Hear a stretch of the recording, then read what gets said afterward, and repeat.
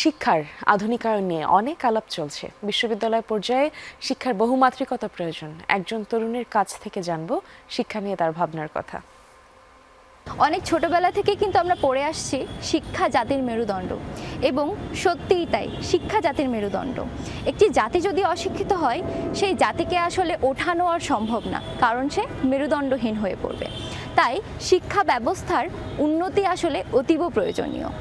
বর্তমানে আমাদের বাংলাদেশের প্রেক্ষাপট যদি আমি ধরি, তাহলে দেখা যাবে যে আমাদের শিক্ষার মান বহির্বিশ্বের তুলনায় একটু অনেকাংশেই আসলে আমরা পিছিয়ে আছি। তো সেক্ষেত্রে আমাদের আসলে শিক্ষা ব্যবস্থাপনা, সম্পূর্ণ যে ব্যবস্থাপনা, তার একটি আমূল পরিবর্তন ঘটানো উচিত। বা এটা যদি আমরা না করি, তখন দেখা যাচ্ছে যে আমাদের শিক্ষার মান আসলে আমরা ওরকমভাবে পাচ্ছি না, বা যে শিক্ষা বলতে আমরা যে শিক্ষাটাকে বুঝি, সেই শিক্ষাটা আসলে আমরা পাচ্ছি না। তো সেক্ষেত্রে শিক্ষার মান উন্নয়নে আমরা যে বিষয়গুলি দেখতে পারি, আমার ক্ষেত্রে যেটা মনে হয়, একজন শিক্ষকই পারে একজন শিক্ষিত জাতি তৈরি করতে। তো সেক্ষেত্রে আমাদের শিক্ষকের প্রতি আসলে বিশেষভাবে নজর দেওয়া প্রয়োজন।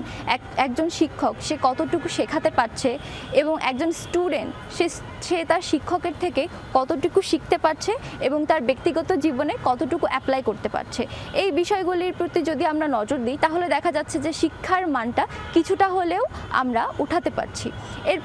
এরপরে আমরা আসি ব্যবস্থাপনায়। আমাদের শিক্ষা ব্যবস্থাপনায় আসলে একটা আমূল পরিবর্তন ঘটানো প্রয়োজন।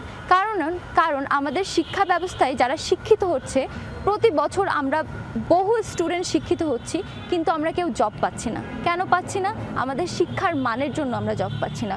বহির্বিশ্বের দিকে যদি আমরা তাকাই, আমরা দেখা যাচ্ছে খাতা কলমের শিক্ষার পাশাপাশি সেখানে সামরিক শিক্ষার ব্যবস্থা রয়েছে, কারিগরি শিক্ষার ব্যবস্থা রয়েছে, কিন্তু আমাদের দেশের স্টুডেন্টরা শুধুমাত্র আমরা খাতা কলমে শিক্ষিত হচ্ছি।